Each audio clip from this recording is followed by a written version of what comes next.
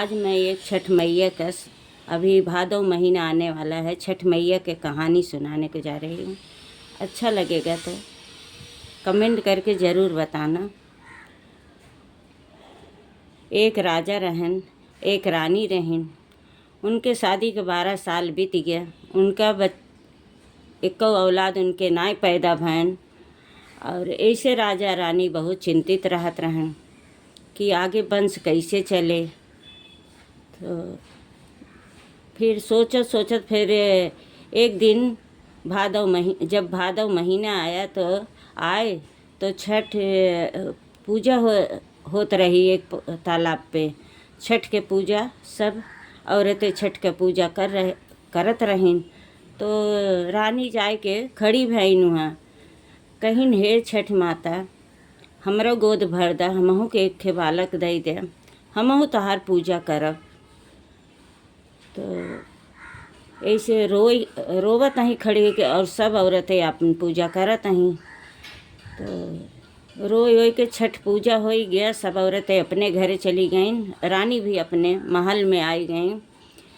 तो ऐसे बीते 9 महीना के बाद तो छठ मैया उनकर अरज सुन ली रानी के। 9 महीना के बाद उनके पुत्र पैदा भा। तो उनका नाम राजा रानी 12 लखनदर रख दिहन। 12 साल के बाद भरहन तो उनका नाम 12 लखनदर रखें। तो जब 12 लखनदर 3 साल के हो गए तब दौड़े लागेन। और रानी तो जब 1 साल के हो गए, दूसरा छठ भादव आज छठ मैया के पूजा करे लागिन। जब हर साल पूजा चालू कर दीहन, उनका भगवान छठ माता दे दीहन तो पूजा करे लागिन। जब 3 साल के हो गए 12 लखनदर तो वो अपन भागे दौड़े लागेन। तो रानी बैठ के पूजा करत रही छठ माता के। इतने में 12 लखनदर वहाँ से भागत जाए के एक उखड़ी खेते में दौड़े लागेन। और यही व्रत में आप सबके मालूम हो, यही व्रत में खेत में ना जात छठ माता के व्रत में। तो खेते में भागे लागेन। अब वहाँ से दौड़ीन रानी कहीं अब काव हम करे।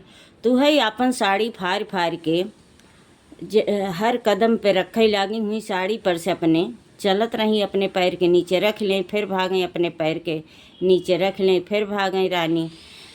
ऐसे करत पूरी साड़ी उनकर ख़त्म हो गई है, उघार हो गई रानी, पूरा उघार हो गई। तो ही मेड़े पे बैठ